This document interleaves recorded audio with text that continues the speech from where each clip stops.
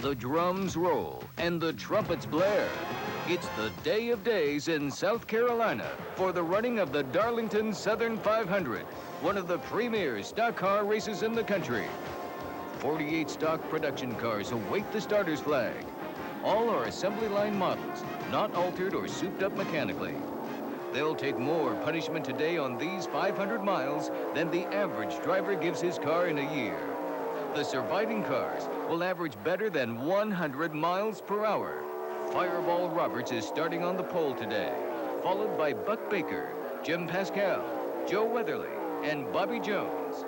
Cotton Owens had the sixth best qualifying time with Rex White, Richard Petty, 1959's Grand National champion Lee Petty, and Junior Johnson rounding out the top 10 starters.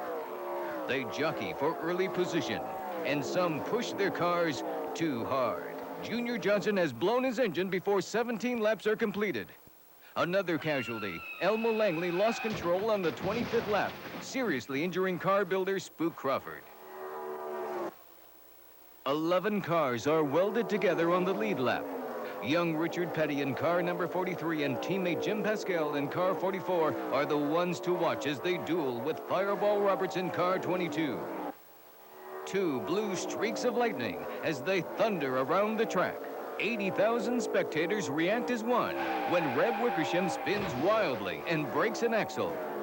Already an accident on the 95th lap left 3 men dead and several injured when Bobby John slammed into the unprotected pit area.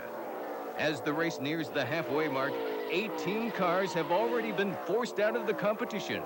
Buck Baker pulls in for a tire change, as does rookie David Pearson. Many a race is won in the pits where every second counts. There's not a moment wasted as the crews swarm all over the cars like ants, some changing tires as others check the gas and oil. Almost before you could say, fill her up, Buck Baker is on his way. Meanwhile, Richard Petty has grabbed the lead on the 156th lap. The incredible pace continues to take its toll as Fred Lorenzen blows an engine. On lap 188, Lee Petty rams into the guardrail and cuts a tire. But the veteran driver coolly brings his Plymouth down safely. Coming out of the pits a little too early, Ned Jarrett takes his gas can out onto the track. On lap 224, Richard Petty regains the lead from Buck Baker. This sure has been a big year for Richard. He's finally won his first 2 NASCAR Grand National races, and his wife recently gave birth to a bouncing baby boy. Wonder if he'll follow in the footsteps of Grandpa Lee and Daddy Richard. The duel is now between Richard Petty, Buck Baker, and Fireball Roberts as they joust for the lead with 30 laps to go. There's Rex White and his Piedmont Chevy hanging on close to the leaders. Coming out of the 4th turn, Tiny Lund in car 45 explodes into the grandstand wall. The caution light holds the drivers as the crippled car, now a piece of junk, is towed from the track. With 20 laps to go, the green comes out and they scream into high again. Suddenly, Fireball Roberts is in trouble. A broken axle finishes the popular driver for the day. The race is now between Richard Petty and Buck Baker. But with just 3 laps remaining, Petty pops a tire, taking him out of the hunt. Baker is now completely in control. Rex White is second. Wait, Buck Baker blows a tire and has to fight to bring his Pontiac into the pits. However, Baker's crew gesture and scream, "No, no, keep going, keep going!" Rex White takes the checkered flag as Buck Baker drags his wounded car past the finish line. But wait, there's a call from the finish line. Hold everything! A recheck of the scorecard shows that Rex White was credited with 1 lap too many. Buck Baker is declared the winner in one of stock car racing's greatest finishes. Hello and welcome to Popular Mechanics' exciting look at some of the greatest finishes in stock car history. I'm Parker Johnstone, and today we're at one of NASCAR's newest venues, the Banquet Frozen Foods 300 at Sears Point International Raceway in Sonoma, California. We'll be joined by several of NASCAR's top drivers, as well as examining some of the most unique, thrilling, and dangerous finishes in stock car history. Joining us later in the program will be the king, Richard Petty. Richard is NASCAR Winston Cup's winningest driver with 200 victories and 7 championships. We'll also talk with Darrell Waltrip, 3-time Winston Cup champion and winner of the 1989 Most Popular Driver Award. The hard-charging Dale Earnhardt, winner of 3 Winston Cup championships and Motorsport's top all-time money winner. NASCAR's leading road racer and 1989 Winston Cup champion, Rusty Wallace, the very popular Skoal Bandit, Harry Gant, Terry Labonte, winner of 10 Winston Cup races and 1984's NMPA Driver of the Year Award. Kyle Petty, the charismatic competitor with over $2.5 million in career winnings. 1985 Rookie of the Year, Ken Schrader. And Dick Beatty, NASCAR's Winston Cup director. Stock car racing has become big business and a major sports attraction. Because of the types of cars involved and the rules governing them, stock car racing is considered by many to be the most exciting and competitive of all motorsports. Practically every Winston Cup race ends in dramatic fashion, with door handle to door handle, fender banging action right from the start. Over 3 million fans come out to watch the races every year, with another 200 million joining along at home on TV. How did stock car racing begin? Let's go to Greg Fielden, author of the most comprehensive and complete books ever written about stock car racing, the 4-volume series, 40 Years of Stock Car Racing. Greg is standing by at Michigan International Speedway in Brooklyn, Michigan. Thank you, Parker, from sunny California. We're here, as you see, in the misty, rainy Michigan International Speedway. Stock car racing history, pretty fabulous sport. Been around about 45 years. Kind of got started as a gathering of unorganized gladiators. Spent the days running moonshine and spent nights running around in dusty circles throughout the Southland. And then, a likable Virginian named William France came in and introduced some revolutionary changes to the sport. General rules, guaranteed prize money, and a point fund. At a December 1947 meeting in Daytona, Florida, 35 men sitting around a table in a smoke-filled room laid the groundwork for a national sanctioning body. NASCAR, the National Association for Stock Car Racing, was founded, and Big Bill France was elected president. It wasn't long before NASCAR attracted the finest drivers in the country. The first year, 1949, NASCAR sponsored only 8 races, but the public liked what they saw, and by 1951, NASCAR hosted 41 Grand National events, including 6 on the West Coast. In those years, as many as 82 drivers were entered in a race, with the last row starting a half lap behind the leaders. The cars were as diverse as the personalities of the drivers. On a typical race day, you could see Studebakers, Packards, Hudsons, and Kaisers racing alongside Fords, Olds, and Plymouths. Occasionally, a Cadillac, Volkswagen, Lincoln, and even Jaguar would qualify. By 1972, the NASCAR Grand Nationals became a premier event of about 30 races annually. The drivers, crews, and machines are all the cream of the crop. Virtually every team is a winner. That's a brief look at the history of NASCAR racing and how it got to where it is today and the slick production you're about to see. Let's go racing. The one driver who has participated in more great finishes than any other would, of course, be the man who has won more Winston Cup races than any other. We asked Richard Petty which were his most memorable finishes. Richard, I've talked to a lot of drivers, and one race that just keeps coming up is that 1976 Daytona 500, where you and David Pearson battled all the way to the finish. Could you tell us a little bit about that race? Well, I went second. I can remember that part of it. It was just one of the typical Daytona races. It came down to the last lap situation. Midwesterner Ramo Stott sits on the pole. Benny Parsons won last year. But on a collision course with Petty is David Pearson, another veteran, who has never won this 500-mile classic, which offers $350,000 in gold, plus the adulation of millions of racing fans all across the nation, all around the world. The green flag waves all 42 cars off in a pandemonium of noise and dust and flashing color.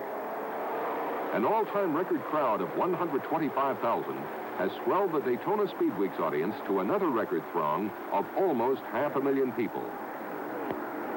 The strong contenders move up fast in the field. Stott is overwhelmed by Petty's flame red and bright blue STP Dodge. Buddy Baker, the quiet giant who was Petty's teammate in 1972, takes the lead in early racing with Petty's STP car in hot pursuit. A blown engine signals trouble and possible tragedy.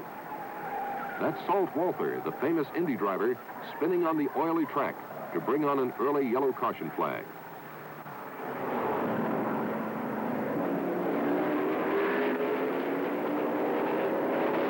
Now the STP driver and his former teammate Buddy Baker are at it again.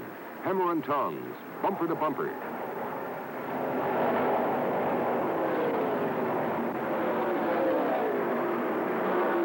Suddenly, Baker is out, a failed engine. With 57 laps yet to run, the terminal drama takes shape. Now a revival of the classic stock car feud between Petty and Pearson. David Pearson, also due for a fuel stop, stays out a little longer to stretch his advantage. But now he too must pit for fuel and tires. But clockers believe Petty must make a final stop for fuel because he pitted too early. Now, on lap 171, comes the big break for Petty. Terry Bivens spins. The yellow light blinks a warning, and Petty roars into his pit for a final precious gulp of fuel and some fresh rubber. Pearson follows suit. Petty gets rolling again. And Pearson is on his way to the final sprint for golden glory in the Daytona 500.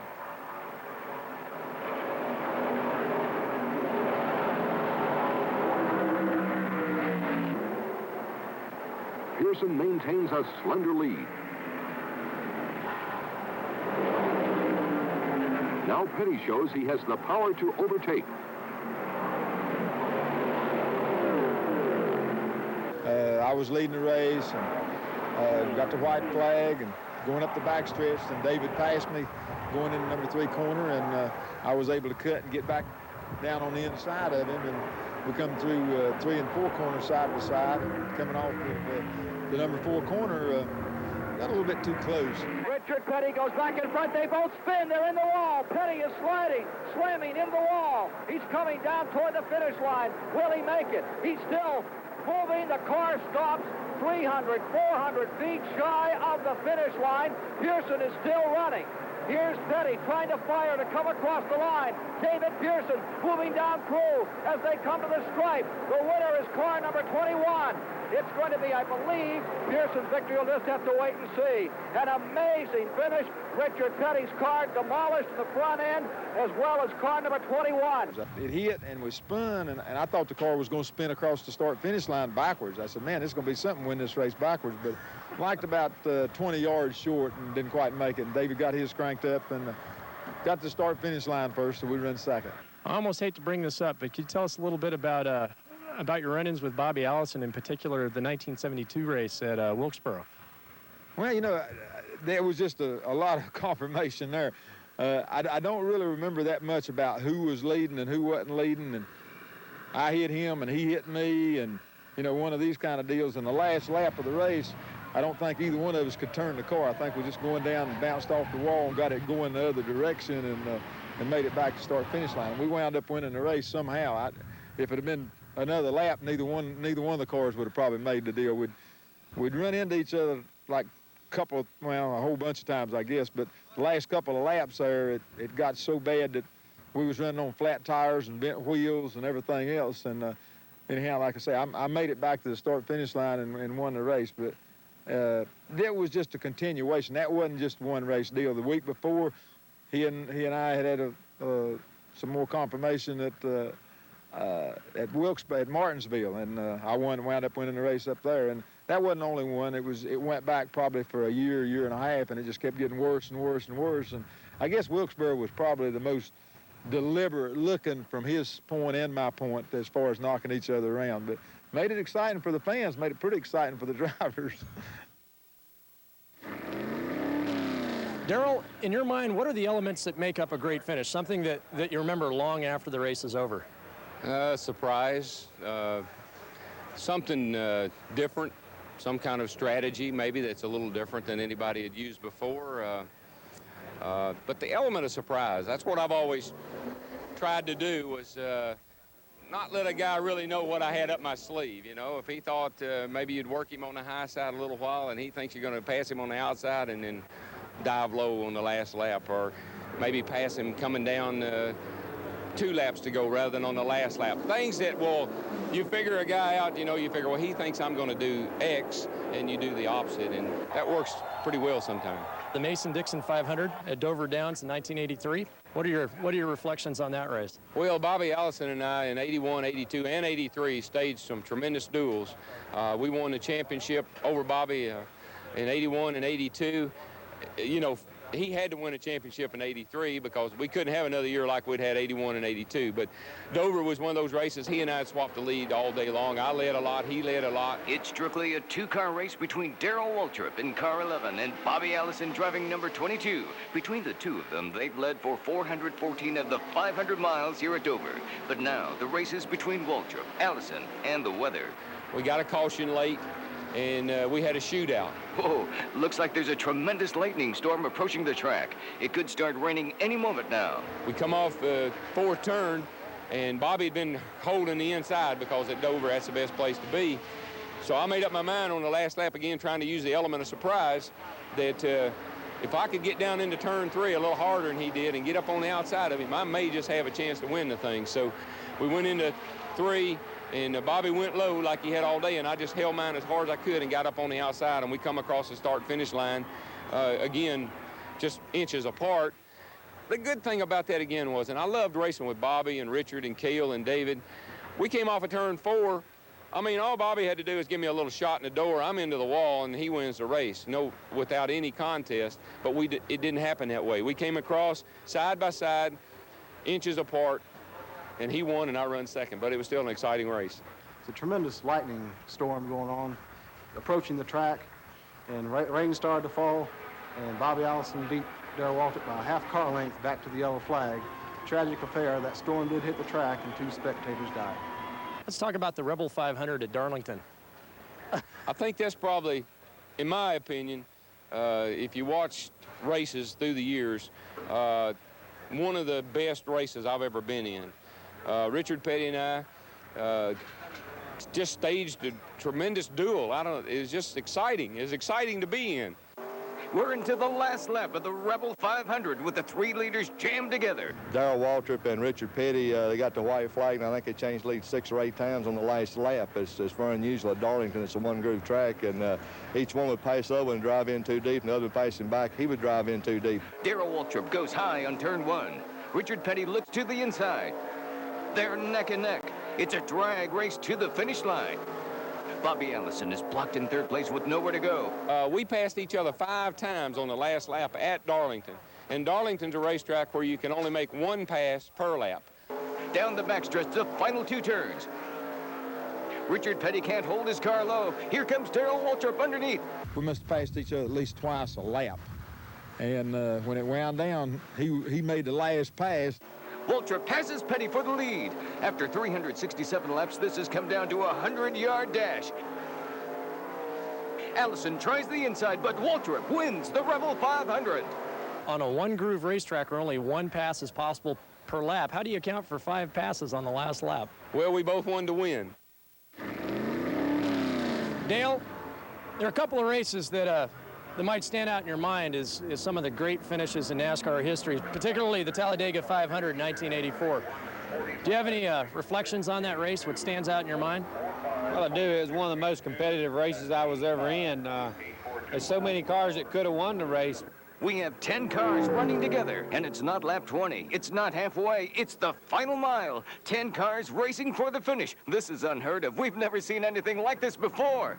It was pretty exciting because we raced all day long. It was just every lap you made, it was just like he's trying to fight the whole crowd off. Terry Labonte takes the lead going into the white flag. Dale Earnhardt is tucked closely behind. Well, it's great to have the car on you, have everything working and you feel so good about running, but it's great to be that way and have a good competitive race going on. The Talladega race in '84 was that way. Everybody was right there together and racing together, and it was like, anybody could win. Down the backstretch now, Earnhardt breaks out of the draft and shoots ahead of Labonte. Earnhardt is going to win the 1984 Talladega 500 going away. Dale Earnhardt is kind of like pulling somebody out of the 50s and throwing him into the 80s and 90s. He's a seat-of-the-pants driver. He earned his top ride not by a fat wallet, but by a heavy right foot and a lot of talent. And little wide elbows at times, too. But he's a throwback, and he's a legend in his own time. And it's Earnhardt, Baker, Labonte, and Allison at the checkered flag. So that was one of the greatest races I ever won and greatest finishes I've ever been involved in. Harry Gant's going to explain a little bit about what makes a NASCAR Grand National car different from what you find on the road. Well, this particular car here, the number 33 Skull Bandit, is a Oldsmobile Cutlass.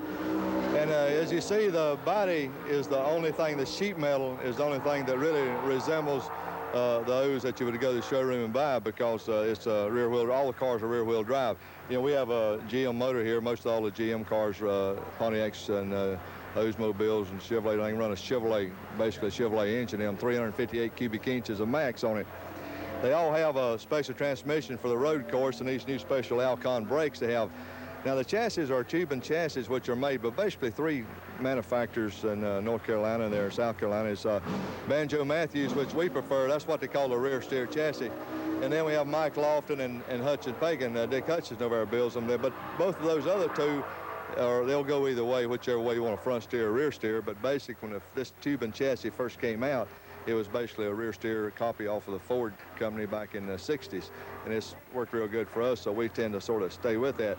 But the configuration of the body cannot be altered very little, just enough for some tire clearance. We have templates that fit the roof, fit the doors, fit the fenders and everything, and we got to keep these cars resembling a stock car that you would go buy in the showroom. And of course we have the roll cages inside for protection, 1 seat, you know, the fire extinguisher, we have front and rear brake adjustments, rev limiters to shut the engines off in case you over rev the motor. We're limited to the rear deck spoiler, which that holds the car to the ground. You're very limited to that. Cubic inches and the degrees that we can run. You know, in the big tracks, Daytona and Talladega, they have the restrictor plates now, and they also have a minimum height on the spoiler. I mean, a maximum, you can push it down. The more you push the spoiler down, 10 degree runs faster than 25, but you got to have something to keep the wheels on the ground. We were up to, you know, nearly 200 mile an hour at the last race at Talladega, so the restrictor plates cuts us back to about 440 horsepower. And, you know, years ago, you couldn't run that fast with 600 horsepower, but the new design of the bodies and the aerodynamics they have and the spoilers they work on the rear, the cars now are getting, you know, fast again. They want to cut them back again. NASCAR, which come out with a smaller plate, which will be running in the next race at Talladega. And it cuts about 20 more horsepower out of the engine, so you'll be back down to about 420. And it should keep the speed somewhere around 190, 91 miles an hour, you know, this time of year. So it's incredible that you can make a car go that fast. If you accelerate the car out of the pit road, it feels practically like a street car, you know, when you're used to 650 horsepower and you only got 420, there's a world of difference. But the shapes of the cars and the wind tunnel tests that the manufacturers give us now, it makes the cars have less drag. That's a look into the world of not-so-stock Grand National stock cars with the Bandit, Harry Gant. Rusty, tell us about some of the greatest finishes that you've been involved with, because they're numerous and your name comes up often in conversations. I've had a bunch of them, believe me. After a 24-hour rain delay, it looks like the 1987 Budweiser at the Watkins Glen race is about to begin. Terry Labonte is the pole sitter, followed by Rusty Wallace, Jeff Bodine, Tim Richmond, and Morgan Shepherd in the number 5 spot. I led the race throughout the day. Your follow to the inside of her car. She's going to go take the lead.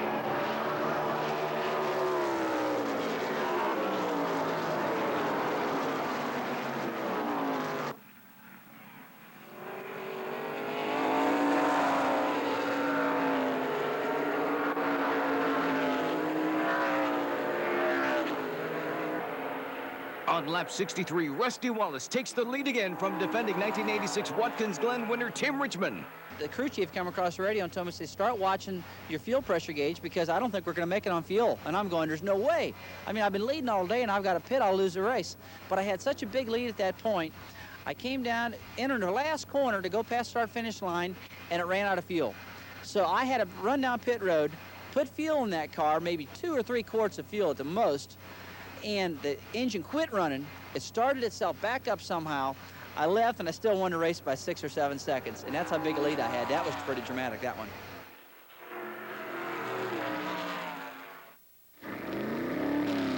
Terry, tell me a little bit about the 85 Rockingham race.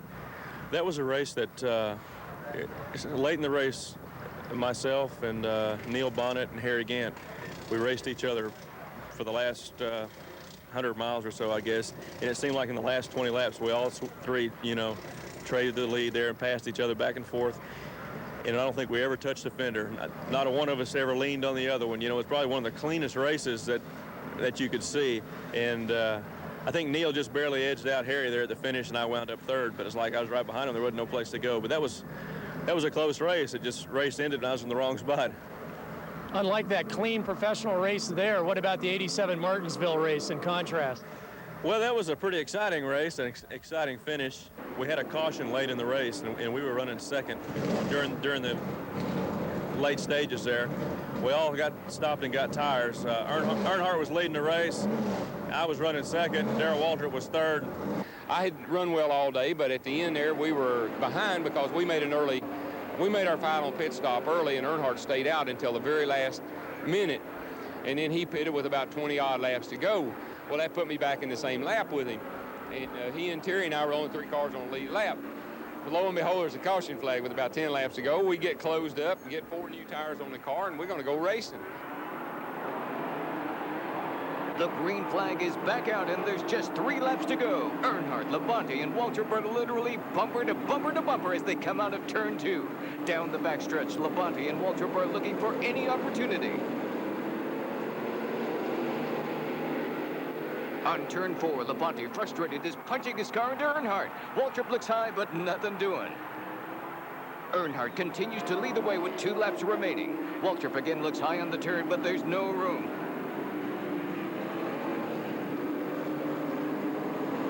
On the backstretch, Labonte fakes inside, but Earnhardt drops down to block him.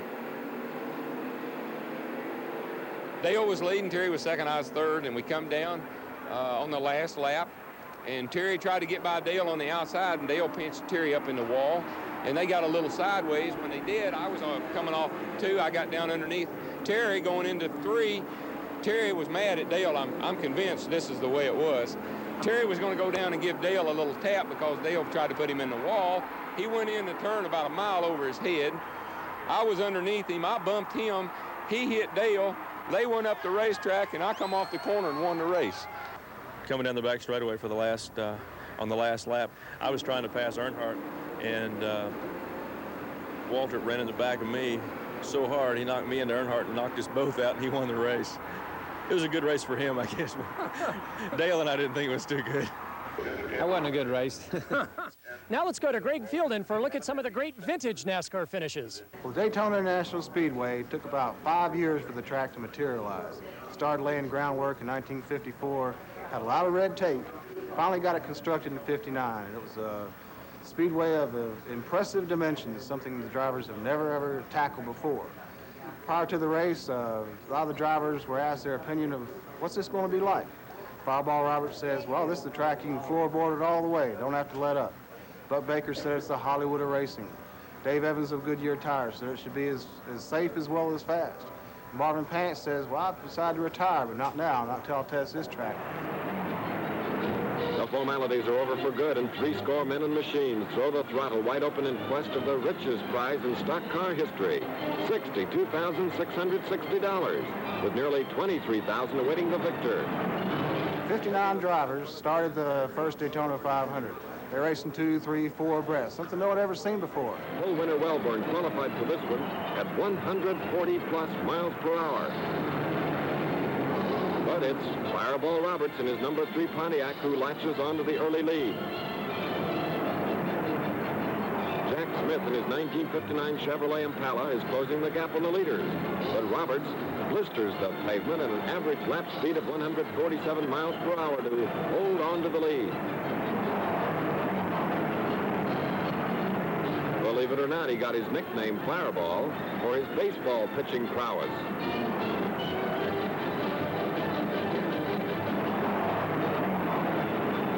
Round and round they go. 200 laps of flirting with engine-killing speeds and buffeting winds at a speed of 2.5 miles every 64 seconds. But Roberts' pace proves to be too much, and the likable Daytona Beach entry enters the pits for the duration. Tom Pistone takes over, but it's a little too warm under the hood of his 59 Thunderbird, and the pit stop sets him back a lap.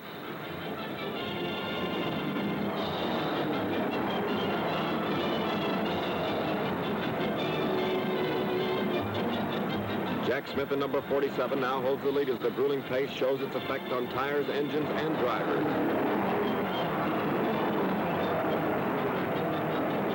The Atlanta-led foot can't hold on either, and Johnny Beauchamp, the number 73, threads his Thunderbird into the lead. L.D. Austin has a little hood trouble, but nobody's going to stop and give him a hand this time. Number 42, Lee Petty, squeezes ahead of Beauchamp, but Johnny gets a free ride in the slipstream, bumper to bumper at 140 miles per hour. There was no photo finish equipment, 500 miles of racing. No one ever figured to be close. Well, they ran a full 500 miles, caution-free. Starting the last lap, Beauchamp pulls up into piggyback position, and it may be one of the greatest finishes in history. They crossed the line side by side by side. There are 3 cars. 2 of them were principals, Johnny Beauchamp, Lee Petty, and Joe Weather was he's kind of in the way at the end. But the track judges are fooled temporarily, and Johnny Beauchamp is declared the unofficial winner. Beauchamp receives all the niceties of the winner's office, including this smack from Speedway Queen Scotty McCormick. Newsreel pictures of the finish, however, prove Lee Petty the winner several days later. Oh, well, says Johnny, it was a heck of a lot of fun while it lasted. Lee Petty won by a bumper bolt. 1969 Motor State 500 here at Michigan. This is the first time the stock cars came up here. It kind of wowed all the people up here. They'd never seen 2 or 3 or 4 abreast racing. TV wasn't a big medium back in those days. The cars were dicing back and forth like no one ever seen up here before. No one used their seats. Grandstand fights just like in the South. Suddenly down the front chute, it's Leroy Yarborough in that red-hot Cyclone. He finds a hole on the low side and takes the lead.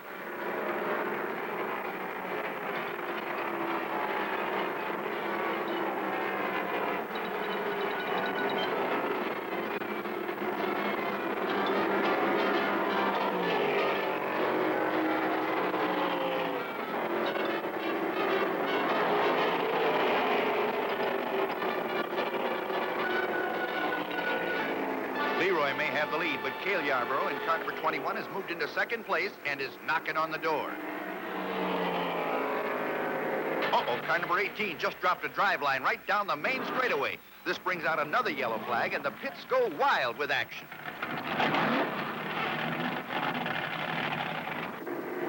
When the green light blinks again, Paul Goldsmith is the boy to catch in the red Dodge number 99. This new track is fast and wide, and just to prove it, Cale Yarborough tries the low side of a threesome down the back chute and takes the lead away.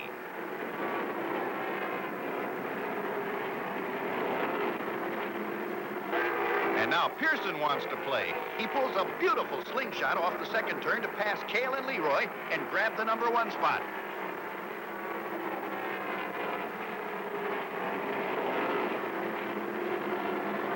About 25 laps to go, the Wood brothers give Cale a sign to pit.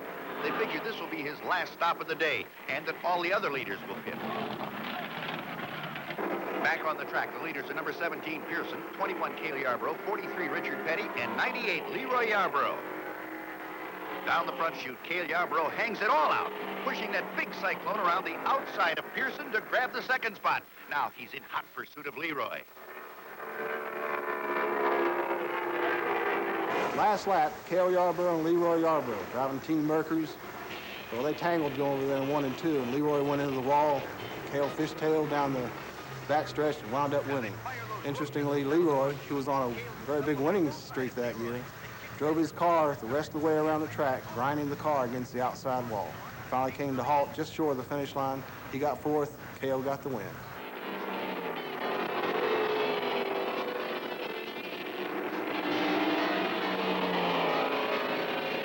With all the competition behind him, Cale Yarborough scorches his number 21 through the 4th turn for the last time and under the checkered flag. The winner of the Motor State 500. Kyle, can you describe to us some of the greatest finishes that you remember coming from a long line of famous race car drivers? I don't know, there's probably too many to describe, really. One's, I guess mine, when I won my first race at Richmond, was a big win for us, and that was a big finish because I was running 4th or 5th with 5 or 6 laps to go, and Dale Earnhardt and I think Darrell Waltrip and Jeff Bodine and Joe Ruttman were in front of me, and Dale and Darrell got together going in 3, and they must have took out 10 or 12 cars and took out 1st through 4th, and I ended up making it through the wreck, slowing down to 2nd gear and making it through the wreck, and winning the race, so that was a big finish. During your first win, what was going through your mind as you saw the wreckage occurring in front of you? I mean, did you know that you might come out of that and win the race at that point? No, not really, because the wreck started going into 3 with Daryl and Dale. They got together, and then the 2 or 3 cars behind them, Jeff was involved in it. I could see Jeff, but the car in front of me, Joe Ruttman, I never saw him. I didn't see him in the wreck at that time. And you know, after we got through the wreck, you know, I just figured we'd finish second, which was, I was tickled to death to finish second because it's been a long time since I'd finished in the top 5. So it was you know, we were pretty happy. We talked on the radio for about a lap while we were riding around, trying to figure out where we had finished. And then when the pace car came out and picked us up, then we knew we were leading the race. And so that, you know, that I don't think that really sunk in for a couple of days, because that's one of those deals where 4 or 5 laps into the race, or to go in the race, you pretty much resigned yourself to finish in 4th or 5th, and then all of a sudden you come out on top.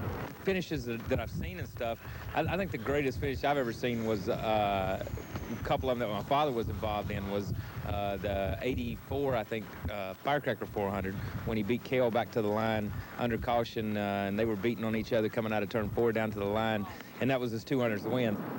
It's a big day in Daytona as 80,001 spectators have filled the stands to watch the 1984 Firecracker 400. The one spectator is President Ronald Reagan, on hand for this classic July 4th confrontation. This year's Daytona 500 winner, Cale Yarborough, is on the pole. Well, that was one of those fantastic finishes, too. Cale and myself had went off and left the field, and you know, I wound up leading the race, and you know, he was waiting for the last lap to make a draft by me, and he did the same thing as David Pearson did in 76. We went down the back stretch. Cale pulls out, beats me into the 3rd corner. I do the same thing as I did in 76. I make a left-hand turn, get back beside of him, but this time I didn't really hit him hard enough, or he didn't hit me hard enough that it made anything. We come on off the corner side by side, come down the front stretch side by side, and just as we started into the dog leg, I really had the shorter groove because I was on the inside, and we hit a couple of times, and I beat him to the start-finish line probably by 3 foot at the very most. So I think if you just run side by side and they kept going straight, the cars would have been the same speed. But when we turned left, I sort of had a shorter cut on him, and it was just enough to win the race. And you know, that was pretty exciting from just winning the race. Another deal that was exciting, that it was the 200th one we won. Another exciting deal was that the President of the United States was there. It's the first race that we've ever had a sitting president to attend. So you know, all of it built up to like a storybook situation. If we'd have done that, put it in the movies, everybody got up and walked out, they wouldn't have believed it. That's how fantastic it was. Tell us about the most memorable finishes that you have, races that stand out in your mind that you'll think about until the end of your racing career. Well, I guess one of them that really would stick out would be the Firecracker 400 at Daytona in 1987. We were leading the thing with 2 laps to go, and there was a group of about 7 or 8 of us. And we had a right front tire going down. We knew it was going down, but didn't want to come in. Thought, you know, maybe it'd stay up long enough. Bobby Allison has moved past Ken Schrader and takes the white flag for the final lap. To make a long story short, we took the white flag, thought we were leading, NASCAR thought we were leading, but Bobby Allison had just passed us. We thought he was getting back on the lead lap, but he actually had taken the lead. On turn 3, Allison is pulling away from Schrader. He looks impossible to catch. It's Allison by 3 car lengths.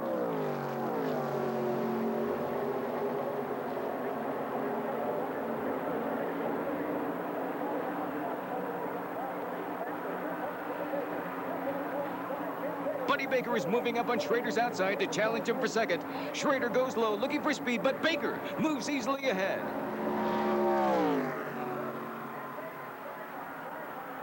And our tire let go coming off turn 4, and we wound up upside down on top of Harry Gant's hood at 200 mile an hour, but we still crossed the finish line 7th place, just upside down.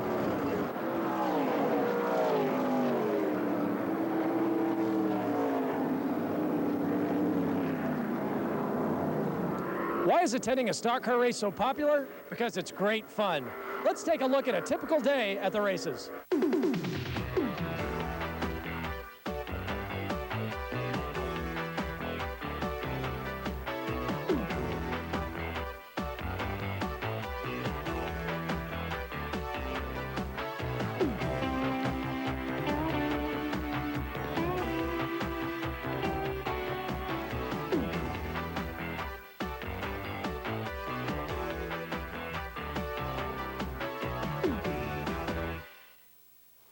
little earlier, we talked with Dick Beatty, NASCAR Winston Cup director who's been around the sport for 40 years. And these were two of the races he remembered the most. Well, I think the 1976 Petty and David Pearson finish at Daytona was a great one because both of them were in their prime at that time. And the 1981 Talladega, where the rookie outsmarted the two veterans, which was Darrell Waltrip and Terry Labonte, with Ron Bouchard come in and beat both of them by an inch or two.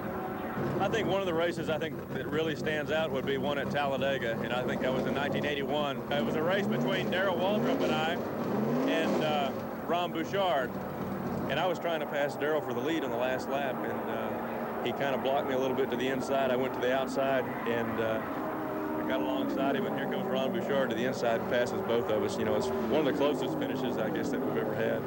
The last lap, I was in third spot there, and we come down off the corner, and the three of us are in line, and Darrell, he kind of moved for the bottom, and when he did, Terry moved to the outside, and Darrell moved back up in front of him. When he did, I just shot for the bottom and held it to the floor, and I thank God I made it by foot.